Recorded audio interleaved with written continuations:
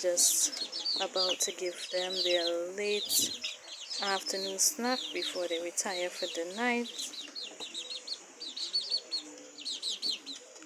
Yep. So they seems to still have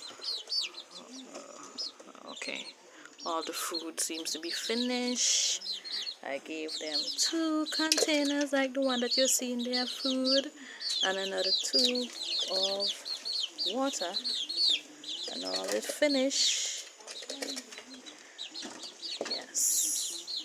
And this morning I washed the pen. There's Brownie. She's on edge, as I said, because she wants to wean them, but there's nowhere for her to go. I cannot let her go. I need her to stay and protect them some more. And then I'm fearful if I also let her go that something would happen to her. As you know, my stock is down. That's the reason for this cage. Bear with me and let's pray.